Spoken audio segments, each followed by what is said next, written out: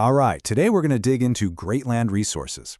Now, this is an Australian mining company with a story you've got to hear. They're sitting on almost $1 billion in cash and, get this, zero debt.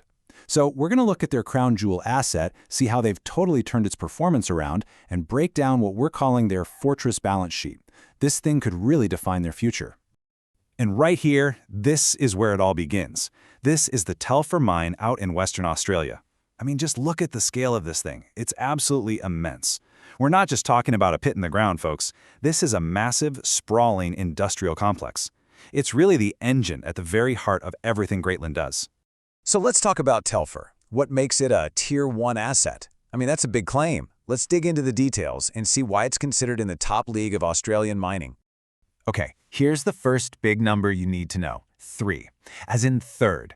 Telfer is the third largest gold or gold-copper processing plant in all of Australia by capacity. That is huge.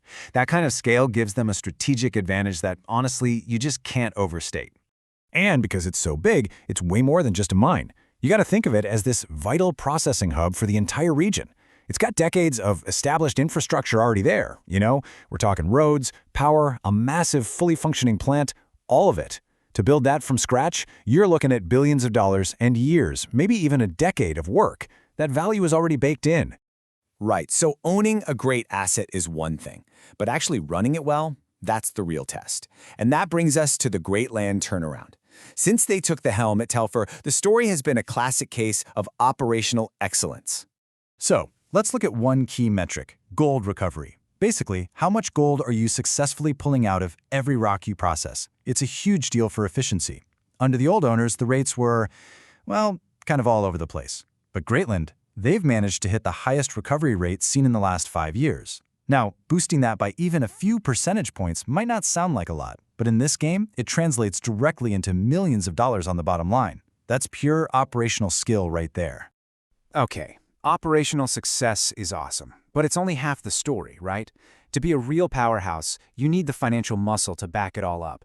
And this is where the Greatland story gets really interesting. Let's talk about their fortress balance sheet. So let's just start with this number. Ready? 948 million Australian dollars. That's not their valuation. That's the cash they had on hand as of December 2025. It's just a massive war chest, and it gives them an unbelievable amount of flexibility. And here's the kicker. You want to know how much debt they have? Zero. Zilch. Nada. A company of this size with almost $1 billion in cash and absolutely no debt? I mean, that is an incredibly powerful and, frankly, rare position to be in, especially in an industry like mining that just eats up capital. And this isn't some old money they've had sitting around for ages. Just look at this. You can see the sheer cash-generating power of that Telfer mine right here. In just 1 year, they went from $145 million in cash to nearly $950 million. That is, what, over $800 million in cash generated in just 12 months?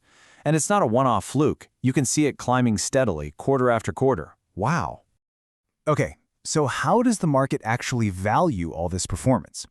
To figure that out, we need to look at a key metric called EV to EBITDA. It sounds complicated, but it's pretty simple.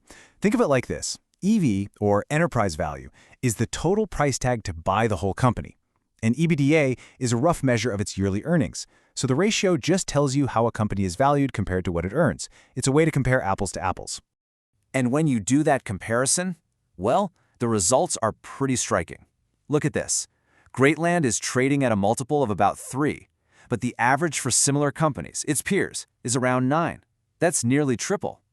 Now, we're not giving any investment advice here, but what a metric like this suggests is that for every dollar Greatland earns, the market might be valuing it differently compared to its competitors. So all of this brings us to the billion-dollar question, right? Literally. What do you do with nearly $1 billion in cash and zero debt? When you own nothing to anyone, what's the game plan? How do you put all that financial firepower to work? Well, the answer lies in their clear, 4-pillar strategy for growth. This is basically their roadmap for taking all that financial strength and turning it into long-term, sustainable success. And what's so cool about these pillars is how they create this powerful self-funding cycle. It's really elegant. The funding from that fortress balance sheet, right, that pays to develop new deposits like Haviron, which extends the mine life. All that new ore then gets processed using the existing infrastructure, the massive Telfer plant, and that in turn generates even more cash for growth, which means investing in exploration to find the next big deposit, and the whole cycle starts over again. It's a beautiful machine. Now we have to put a reality check in here, because it's absolutely critical to remember that mining is never a sure thing. And, to their credit, the company is very upfront about this in their own reports. Exploration is all about uncertainty. When you see a term like inferred mineral resources, that's exactly what it means. It's inferred. It's an educated guess, not a guarantee. There is absolutely no certainty that more exploration will turn that guess into something they can actually prove and mine. So there you have it. That's the anatomy of this potential powerhouse. You've got a massive cash position, absolutely zero debt, a world-class processing plant, and a really clear strategy for growth. I mean, all the pieces are on the board. The big question that leaves us with is this: will all of that be enough to make Greatland one of the defining names in the next era of Australian mining?